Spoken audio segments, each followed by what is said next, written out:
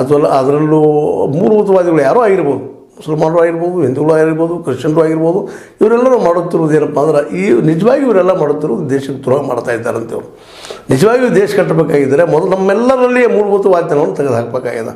ನಾವು ಕೂಡಿ ಬದುಕಬೇಕು ಅನ್ನೋಂಥ ವಿಚಾರಧಾರೆ ಬೆಳೆಸಬೇಕಾಗಿದೆ.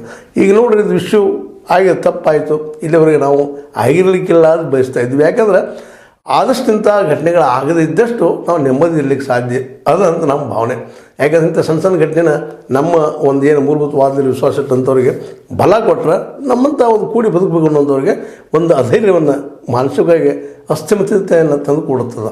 ಹಿನ್ನೆಲೆಲ್ಲ ಈ ಒಂದು ವಿಷಯ ನಾವು ನೋಡಬೇಕಾಗಿದೆ. ಇವತ್ತು ಕೇವಲ ಶಿಕ್ಷಕರಪ್ಪ ಅವ್ರು ಹಿಡಿದು ಶಿಕ್ಷೆ ಕೊಟ್ಟಿವಿ ಅನ್ನೋದು, ಶಿಕ್ಷೆ ಕೊಡೋದು ಆಗಲಿ, ಅವರಿಗೆ ಶಿಕ್ಷೆ ಆಗಲೇಬೇಕು, ತಪ್ಪಿತಸ್ಥರಿಗೆ ಎರಡು ಮಾತಿಲ್ಲ. ಆದರೆ ಇಲ್ಲೇನಪ್ಪ ಅಂತಂದ್ರೆ ಇಂಥ ಘಟನೆಗಳು ಆಗದಂಗೆ ಏನು ಮಾಡಬೇಕಾಗಿದೆ ಇಲ್ಲ ಅನ್ನೋ ಸಹಿತ ಇವತ್ತು ಸಿದ್ದರಾಮಯ್ಯನಂಥ ಮುಖ್ಯಮಂತ್ರಿಗಳು ಅವ್ರ ಜೊತೆ ವಿರೋಧ ಪಕ್ಷದವರು ಸಹಿತ ಇನ್ನು ಹಳೆಯ ರೂಪನ್ನು ಬಿಟ್ಟುಕೊಂಡು ಹೊಸ ಹೊಸ ವಿಚಾರಗಳನ್ನ ನಾವು ಬಿತ್ತುವಂಥದ್ದು, ನಾವೇನು ಮುಸಲ್ಮಾನರು ವಿಶ್ವಾಸ ಮೂಡಿಸುವಂಥದ್ದು ಮತ್ತು ಹಿಂದೂ ಬಾಂಧವರಲ್ಲೂ ವಿಶ್ವಾಸ ಮೂಡಿಸೋದು ಕೆಲಸ ಮಾಡಲಿಕ್ಕೆ ಸಾಧ್ಯದ ಅನ್ನೋದ್ರ ಬಗ್ಗೆ ಎಲ್ಲರೂ ಕೂಡಿ ಚರ್ಚೆ ಮಾಡಬೇಕಾಗಿದೆ ಇವತ್ತು. ಯಾಕಂತಂದ್ರೆ ಒಂದೇ ಕೈಯಿಂದ ಚಪ್ಪಾಳೆ ಎಂದೂ ಆಗೋದಿಲ್ಲ, ಎರಡೂ ಕೈ ಕೂಡಿದಾಗ ಚಪ್ಪಾಳೆ ಆಗ್ತದೆ. ಒಬ್ಬರು ದೋಷಗಳನ್ನ ಒಬ್ಬರು ತಿದ್ದುಕೋಬೇಕಾಗಿದೆ, ನಾವು ಒಬ್ರಿಗೊಬ್ಬರು ತಿಳಿಸಿ ಹೇಳಬೇಕಾಗಿದೆ. ಇದರಿಂದ ಏನೇನು ಆಗ್ಬೋದು ಮುಂದೆ ಭವಿಷ್ಯದಲ್ಲಿ ಅನ್ನುವಂಥದ್ದು ಸಹ ಹೇಳಬೇಕಾಗಿದೆ. ಇದರಿಂದ ಮತ್ತಷ್ಟು ದೇಶ ಇನ್ನೂ ವೀಕ್ ಆಗ್ತದೆ ವಿನಃ ಗಟ್ಟಿಂತೆ ಆಗ್ಲಿಕ್ಕೆ ಸಾಧ್ಯ ಇಲ್ಲ. ಮತ್ತು ಎಲ್ಲ ಬೆದರಿಕೆಯಿಂದಲೂ ನಾವೆಲ್ಲ ಕೆಲಸ ಮಾಡಿಸ್ಕೊಳ್ತೀವಿ ಅನ್ನೋದು ತಪ್ಪದ. ಇದಕ್ಕೆಲ್ಲ ಕಾರಣ ಏನು? ಈಗ ನಾವು ಒಂದೊಂದು ವಿಚಾರಧಾರೆಯಲ್ಲಿ ವಿಚಾರ ಮಾಡ್ತಾ ಹೋದಾಗ ಈ ಒಂದು ಭಯೋತ್ಪಾದನೆಗಾಗಲಿ ಅಥವಾ ಮೂಲಭೂತವಾದ್ಯನಕ್ಕಾಗಲಿ ಮುಖ್ಯವಾಗಿ ಅರ್ಥವ್ಯವಸ್ಥೆಯ ಮೂಲ ಕಾರಣ, ಆರ್ಥಿಕ ದುರ್ಬಲತೆ ಮೂಲ ಕಾರಣ ಅಂತ ಕಂಡು ಬರ್ತಾ ಇದೆ. ಯಾಕಂತಂದ್ರೆ ಭಾಗದಿಂದ ಬಂದ ಅನೇಕ ಟೆರರಿಸ್ಟ್ಗಳು ಅಲ್ಲೇ ಬಡತನದಲ್ಲಿ ಅನುಭವಿಸ್ತಾ ಇದ್ದಾರೆ. ಅವ್ರ ತಲೆಯಲ್ಲೇ ವಿಶೇಷವಾಗಿ ಧರ್ಮದ ಅಭಿಮನ್ನು ಹಾಕಿ ಆ ಮಕ್ಕಳಿಂದ ಇಲ್ಲಿ ಕೆಲಸ ಮಾಡಿಸ್ತಾ ಇದ್ದಾರೆ. ಅದು ಏನು ನಡೀತಾ ಇದ್ದಾವೆ.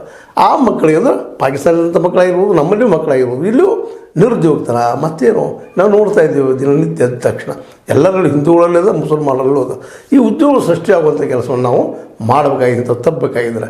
ಯಾಕಂದರೆ ಉದ್ಯೋಗ ಇತ್ತಂದ್ರೆ ಮನುಷ್ಯನಿಗೆ ಅವನಿಗೆ ಉದ್ಯೋಗದ ಜೊತೆಗೆ ಅವನ ಒಂದು ಮರ್ಯಾದೆ ಬದುಕನ್ನು ಮಾಡುವಂಥ ಒಂದು ವ್ಯವಸ್ಥೆ ಮಾಡಿಕೊಟ್ರೆ ಇವಿನ್ನೂ ಕಡಿಮೆ ಆಗ್ತಾವೆ ಅಂತೇಳಿ.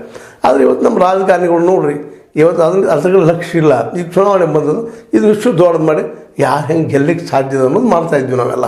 ಅದಕ್ಕೆ ನಾವು ಇವತ್ತೆಲ್ಲ ಇವರಲ್ಲಿ ಹೇಳಬೇಕಾಗಿದ್ದು ಇಷ್ಟ, ನಮ್ಮ ಪಕ್ಷಗಳಿಗೆ, ಅದರಲ್ಲೂ ರಾಜಕೀಯ ಪಕ್ಷಗಳಿಗೆ ಮೂಲಭೂತ ವಾಚ್ಯನವನ್ನು ಮೈಗೂಡಿಸ್ಕೊಂಡಂಥ ಎಲ್ಲ ಪಕ್ಷಗಳಿಗೆ, ಒಂದೇ ಪಕ್ಷ ಅಂತಲ್ಲ, ಅವ್ರು ಹೇಳೋದು ಇಷ್ಟ. ನೀವು ಇವತ್ತು ನೋಡಿರಿ, ಸಾವಿರಾರು ಕೋಟಿ ರೂಪಾಯಿಗಳನ್ನು ಬರೀ ಅಡ್ವರ್ಟೈಸ್ಮೆಂಟ್ ಖರ್ಚು ಮಾಡ್ತಾಯಿದ್ದೀರಿ. ನಾವು ಒಳ್ಳೆ ಕೆಲಸ ಮಾಡಿದ್ವಿ, ನಾವು ಹಾಗೆ ಮಾಡಿದ್ವಿ, ಈಗ ಮಾಡಿದ್ರೆ ಎಷ್ಟೋ ವಿಷಯಗಳು ಜನಕ್ಕೆ ಗೊತ್ತದ, ಇವು ಆಗಿಲ್ಲ ಅಂತೇಳಿ. ನೋಡಿರಿ, 30 ದಿನದಲ್ಲಿ, ಕಳೆದ 30 ದಿನದಲ್ಲೇ ಗೂಗಲ್ನಲ್ಲಷ್ಟೇ 30 ಕೋಟಿ ರೂಪಾಯಿಗಳ ಅಡ್ವರ್ಟೈಸ್ಮೆಂಟ್ ಆಗಿದೆ. ದಿನಕ್ಕೆ 1 ಕೋಟಿ ಬರೀ ಗೂಗಲ್ನಲ್ಲಿ. ಇನ್ನುಳಿದ ಕಡೆ ಅದು ಲೆಕ್ಕ ಇಲ್ಲ. ಈಗ ಎಲೆಕ್ಷನ್ ಪ್ರಚಾರ ನೋಡಿರಿ, ಕೇವಲ 10 ದಿನದಲ್ಲಿ ಯಾವ ರೀತಿಯಾಗಿ ನಮ್ಮ ಮೋದಿಜಿಯವರು ಪ್ರವಾಸ ಮಾಡ್ತಾಯಿದ್ದಾರೆ, ಪ್ರಚಾರ ಮಾಡ್ತಾಯಿದ್ದಾರೆ. ಮಾಡಿರಿ, ಗೆಲ್ರಿ. ಆದರೆ ಕೆಲಸಗಳನ್ನ ಮಾಡಿ, ಕೆಲಸ ತೋರಿಸಿ ಮಾಡಿರಿ, ನೀವು ಗೆದ್ದು ಹೋಗ್ರಿ.